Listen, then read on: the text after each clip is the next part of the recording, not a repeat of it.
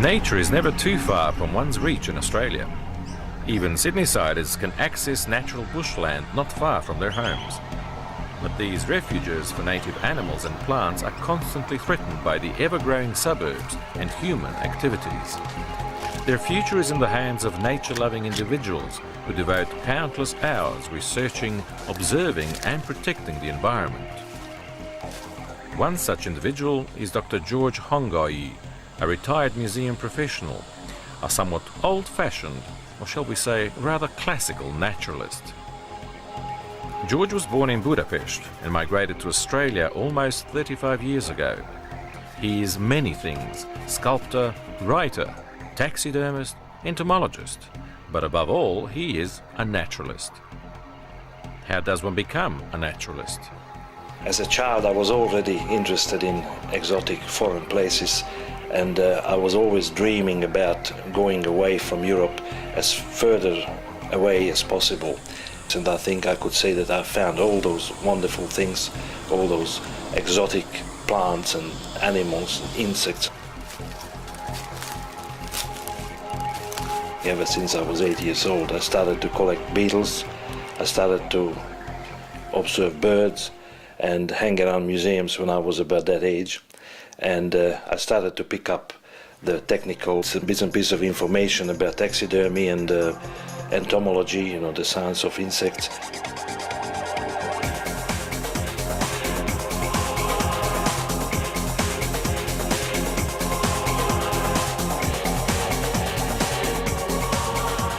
The story of my life is that ever since I'm doing the same thing, probably on different levels, but I still consider myself as an amateur and a very keen one on top of that.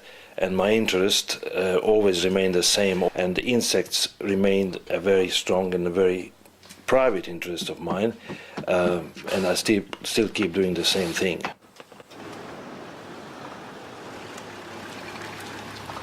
A lot of animals get killed on the roads, more than most people would think.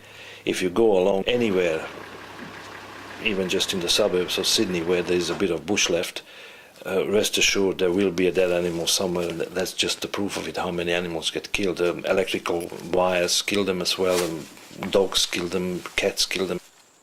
Unfortunately, we never run out of specimens. There's a legal aspect to all this. To hold protected fauna, even if they are roadkills, you need a license from the Wildlife Protection Authorities.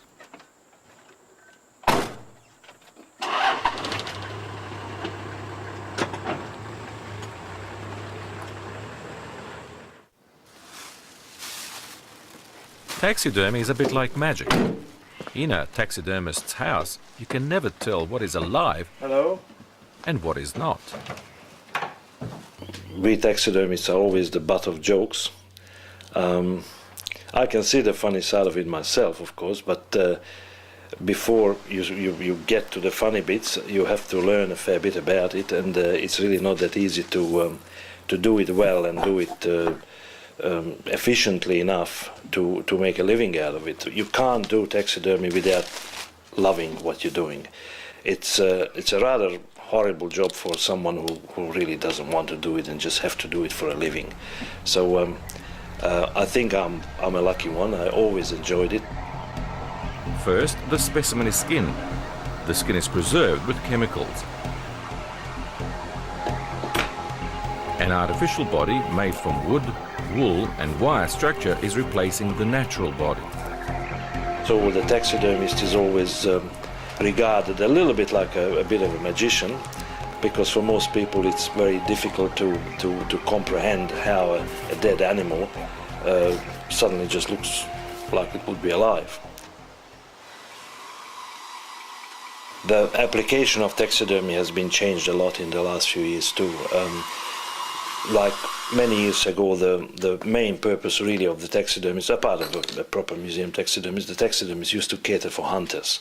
They used to do all the trophy heads and trophy animals and so on. Now people have a different idea about the whole thing. Hunting is not as popular as it used to be.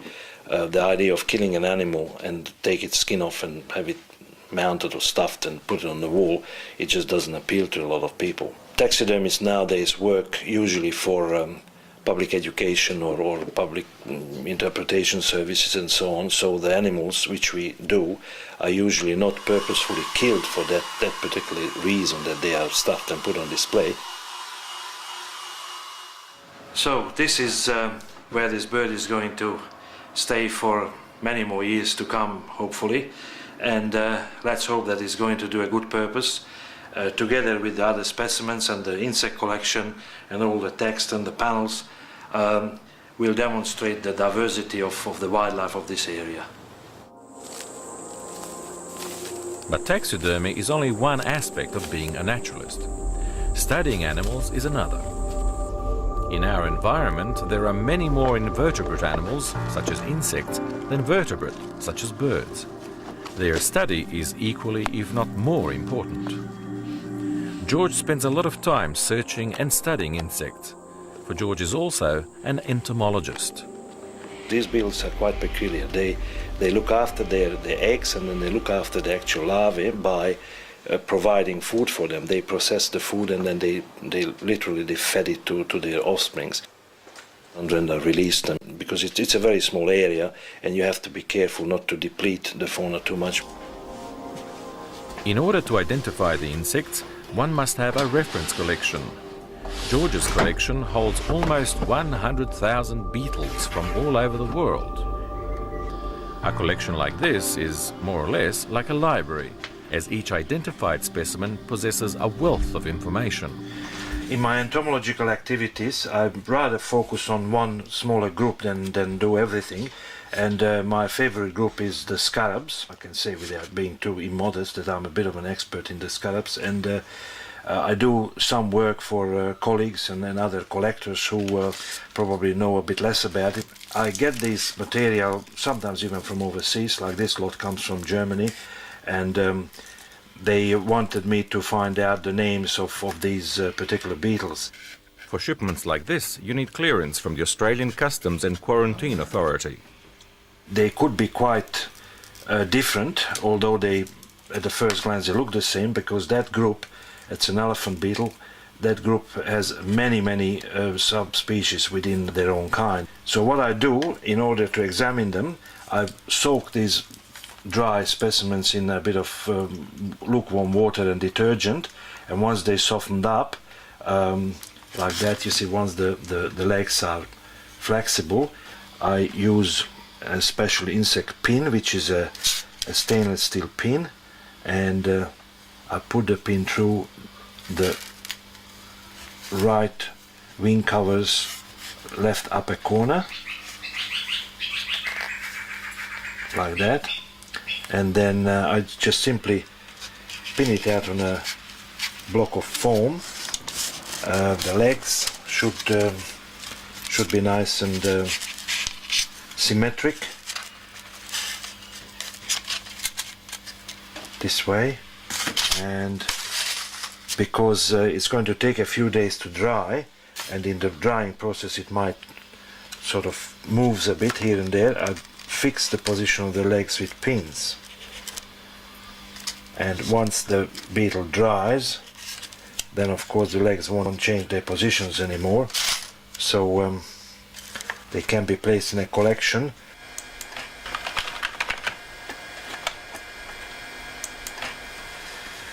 The computer and the internet helps me a great deal to keep in touch with colleagues all around the world, and also helps me to write my articles for professional journals and magazines for overseas.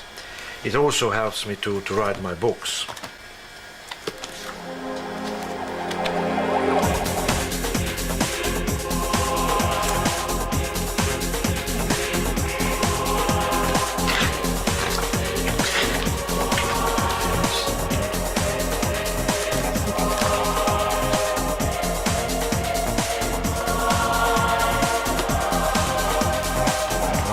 Apart from articles, George has published 8 books so far, 4 in English, 4 in Hungarian.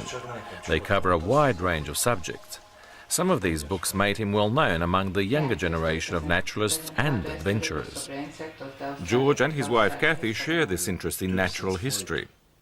Kathy's language skills can help when studying foreign references. Több száz fajról van itt In my books I sometimes deal with more serious and sometimes more light-hearted matters, but no matter what it is, I like to lighten it up a little bit with my own illustrations, which are more or less like cartoons, just to make it a bit more interesting for younger readers. To top it all, George is also a very good cartoonist. I do a self-portrait for you, huh?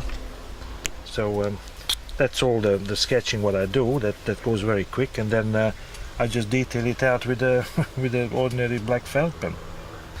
Lucky my features are ugly enough, so it's easy to draw a caricature of it, you know. Age and a bit of a brutish face has a advantage when it comes to drawing. As a taxidermist, George not only makes dead animals look alive, but he restores inanimate objects as well. This artifact from Papua New Guinea has been sent to George by a client who wants to have it restored.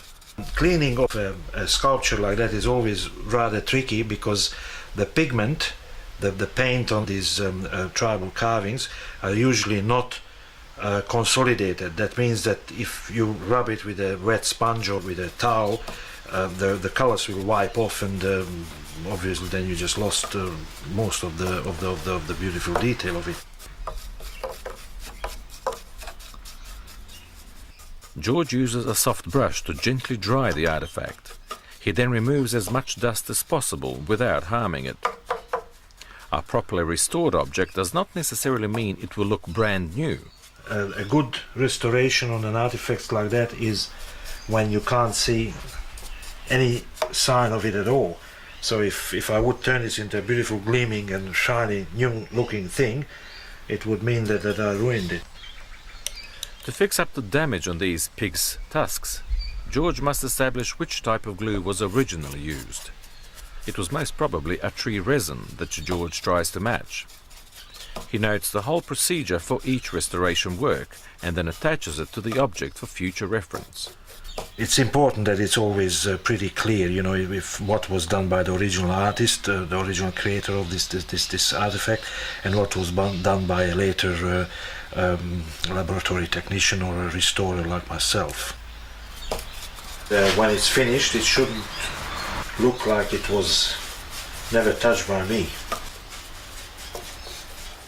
And that is the sign of a master restorer or taxidermist, which is what George Hangay is.